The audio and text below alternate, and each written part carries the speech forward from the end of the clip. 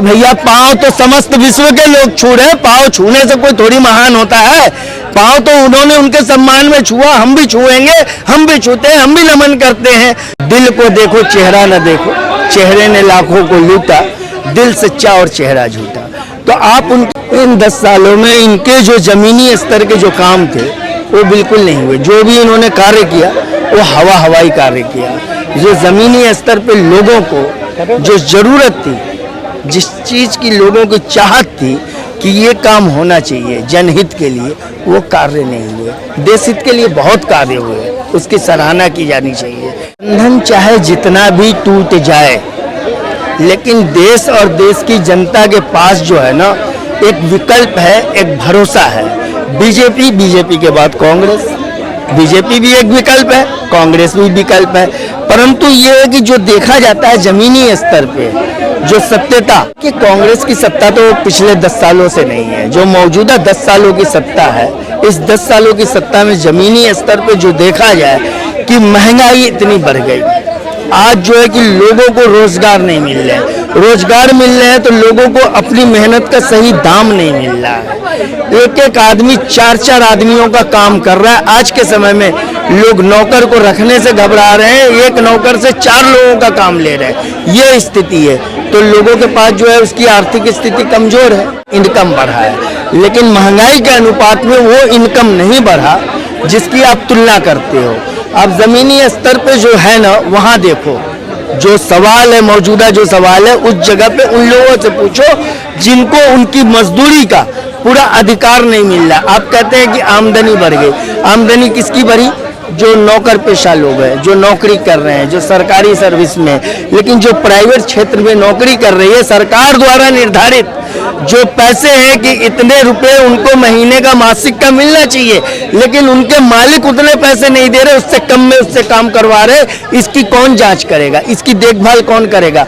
आप मजदूरों को देख लीजिए ना, 400 रुपए की दिहाड़ी पे मजदूर मजदूरी कर रहा है। मेरी प्रतिदिन मजदूरों से बात होती है। आपको यदि मजदूरों की सच्चाई जाननी हो और देखनी हो, जो सड़क निर्माण में दिल्ली के PWD में जो छत्तीसगढ़ मध्य प्रदेश से मजदूर आकर के काम कर रहे हैं, उनको 400 रुपए की दिहाड़ी मिलती है। सत्यता जानना हो तो आप जाकर के दिल्ली के चारों तरफ घूम लीजिए और मजदूरों से पूछिए। 12 घंटे का उनको 600-700 रुपया मिलता है, लेकिन वो ओवर टाइम करने के बाद उनके पास 600-700 रुपये आते हैं। अच्छे दिन देश 5वीं अर्थव्यवस्था बन गया। 5वीं अर्थव्यवस्था का मतलब क्या होता है? पहले ये तो बताया हमारे भारत सरकार कि हमने किस अर्थव्यवस्था को, किस देश को पछाड़ा और हमने अपनी जगह कहाँ बनाई। विश्व गुरु बन चुके हैं, झूठ बोलने में विश्व गुरु हम बन चुके हैं, झूठे आंकड़े पेश करने में हम विश्व गुरु बन चुके हैं। विश्व गुरु अभी देखिए G20 का सम्मेलन हुआ ना, आप उस G20 के दरमियान जो गमले सड़कों पे लगाए गए थे, वो गमले किसके पैसे के थे? आपके पैसे के थे, आम जनता के पैसों के थे। सरकारी खजाना किसका है? वो आम जनता का है। वो पैसे जो बर्बाद हुए, नष्ट हुए, आज उन गमलों की हालत देखिए, जाकर के कबाड़ की तरह फेंके पड़े हैं कहीं ना कहीं। एक गमलों की कीमत 100 से 200 रुपए, 400-500 रुपए की कीमत के गमले। आपको हकीकत अगर देखना हो तो आप साकेत कोर्ट के सामने एक बाउली है, वहां जाकर के देखें कि किस तरीके से जंगलों में वो गमले फेंके गए हैं। जिन जगहों पे हमारी खूबसूरती के लिए वो गमले लगाए गए थे, हमारी खूबसूरती के लिए, दिल्ली की खूबसूरती के लिए, उन जगहों से गमलों को हटा करके कहीं कबाड़ और कूड़े खाने में फेंक दिया गया। उनमें न पानी डाला जा रहा है, न उसकी देखभाल हो रही है। वो व्यर्थ रुपया जा रहा है। किसका जा रहा है? सवाल बनता है कि नहीं इस पे? वाले हो, मैं जो जगह बता रहा हूँ ना, आप जाकर के वहां देख लो। आप दिल्ली गेट से लेकर के लाल किले तक आप पहुंचो, जो 1 किलोमीटर का रास्ता है ना, उसको पार करने में आपको 1 से 1.5 घंटे लग जाते हैं। किसका चेहरा देख रहे हैं? एक गाना था आज के बहुत साल पहले, दिल को देखो चेहरा न देखो, चेहरे ने लाखों को लूटा, दिल सच्चा और चेहरा झूठा। तो आप उनके आत्मा को देखो, उनके दिल को देखो, उनके कार्य करने की क्षमता को देखो कि वो क्या करना चाहते हैं और क्या करेंगे। अब चेहरा देख करके चेहरे ने लाखों को लूटा, अब चेहरा देख करके किसको अब चेहरा बनाना चाहते हो? क्या अब तक भारत के अंदर जितने भी प्रधानमंत्री बने हैं, क्या चेहरा देख करके बनी है? मोदी जी के बाद जो है योगी आदित्यनाथ जी भी तो है, उनका आप चेहरा क्यों नहीं घोषित करते? मोदी जी कितने दिन रहेंगे ये बताइए? मोदी जी को जो है, मोदी जी को आराम भी करने दोगे या नहीं दोगे? 10 साल उन्होंने शासन को संभाला, अब उन्हें आराम करने दो। अब का एक दिन भी उन्होंने छुट्टी नहीं ली अपने शासन काल में। कम से कम देश और देश की जनता को यह भी सोचना चाहिए ना, वो देश के समस्त जनता को एक समान समझने वाले हैं, सबके प्रति न्याय करने वाले हैं, और उनके अंदर जो है ना राजनीतिक वो क्षमता है, वो पूरे भारत को चला और संभाल सकते हैं। उनके प्रधानमंत्री तो बनते हुए उनके काल में कभी आप देखिएगा भारत के अंदर देश विदेश की ये कहते हैं कि वैर भावना की राजनीति नहीं रहेगी। सब एक सामान जो होकर के एक दूसरे देश चलाने नहीं आता। पता ही नहीं कि देश की असली स्थिति क्या है।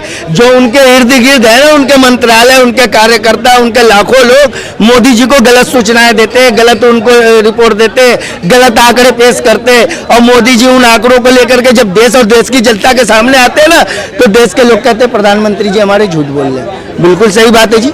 भैया पाँव तो समस्त विश्व के लोग छू रहे हैं, पाँव छूने से कोई थोड़ी महान होता है।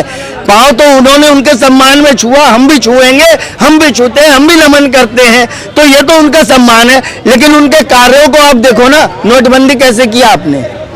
जनता से पूछ के किया था। अभी तक रिपोर्ट आया कि कितने काला धन जो जमा किए होते जेलों में गए? अभी तक रिपोर्ट आया जो विदेशों से काला धन आना था वो कहाँ है? बात रुक गया, बात खत्म हो। आए दिन हमारे कश्मीर जम्मू के अंदर आए दिन निर्दोषों की हत्या हो रही है कि आलोचना करने में हमें शर्म कैसा? भाई हम एक नागरिक है, इस देश के नागरिक है, मेरा अधिकार है, मेरा अधिकार है आपके अच्छे कार्यों की सराहना करना और आपके गलत कार्यों की आलोचना करना, और आपको चेताना कि आप देखिए इस कामों में फेल रहे हैं, आपको ये काम करना है, आपको ये काम करना। महंगाई क्यों है भाई? आज देश में चारों तरफ सिर्फ भ्रष्टाचार है, सिर्फ भ्रष्टाचार है। आज आप पूछते हो जो रोड के अंदर जो खाने पीने का सामान मिल रहा है, कोई जांच करने वाला है? कोई सामान अच्छा है खराब है, उसकी गुणवत्ता क्या है? कोई जांच करने वाला नहीं। आज तक कोई जांच करने वाला नहीं। सरकार करेगी, सरकार के लोग करेंगे, चाहे वो केंद्र के हो चाहे राज्य के हो। आज तक आपने उस चीज की जांच करी कि कोई मैन्युफैक्चर एक सामान जो बनाता है और वो मार्केट में बेचता है, उसकी लागत कितनी है, उसकी कीमत कितनी है, उसको उस पर कितना मुनाफा लेना है? मैन्युफैक्चर अपनी लागत, अपनी कीमत, अपने दाम पे उस सामान को मार्केट में जो है इशू करता है, और देश की जनता को खरीदना पड़ता है, मजबूरन खरीदना पड़ता है। आप देखिए हमारे किसान भाइयों के लिए देख लीजिए कि अनाज, किसान का जो गेहूं है उसे भारत सरकार 20-22 रुपए किलो खरीदती है। 20-22 रुपए किलो उस गेहूं को खरीदती है, जो कि सरकार का रेट है कि 20 रुपए 22 रुपए से आप ज्यादा में नहीं बेचता। सुन रहे 84 करोड़ को आप राशन दो, भिखारी बना दो, उसे लाइनों में लगा दो, उससे कोई मतलब नहीं। लेकिन जो देश की सच्चाई है मैं वो आपको बता रहा हूं। जल तमाम भारत के लोगों के लिए जल पे उसका अधिकार है। जल उसके लिए अमूल्य चीज है। उस जल पे आप देख लो कि भारत में जितनी नदियां है ना, विश्व के समस्त देशों को आप इकट्ठा कर लो उतनी नदियां नहीं मिलेगी जितने भारत के अंदर नदियां हैं। लेकिन आज भी देश के लोगों को स्वच्छ जल नहीं मिल रहा है। मजबूरन वो 20 रुपए का पानी का 1 लीटर बोतल खरीद के पी रहे हैं। उस बोतल की लागत और कीमत मैं आपको बताता हूं, यकीन न हो तो आप अपने मोबाइल पे सर्च कर लीजिए कि मैन्युफैक्चरिंग रेट उस एक बोतल पानी की सिर्फ 2 रुपये, मात्र 2 रुपये, 2 रुपये बोतल सहित, पैकिंग सहित 2 रुपये मात्र उसका कीमत पड़ता है। और वो 1 लीटर पानी आपको चाहे बिस्लरी का हो चाहे किसी कंपनी का 20 रुपये में मिल रहा है। मजबूरन आपको लेकर के पीना पड़ रहा है। ये भारत सरकार जब स्वच्छ पानी नहीं दे सकती, मुफ्त पानी नहीं दे सकती, तो इससे क्या उम्मीद करोगे? आप ये कनॉट प्लेस में घूम जाओ, वहाँ एक पानी का मशीन लगा हुआ है, 1-2 रुपये लीटर उसमें पानी मिल जाएगा। बाकी कहीं भी आपको मुफ्त में 1 गिलास पानी मिल जाए, प्यासे तरस जाओगे।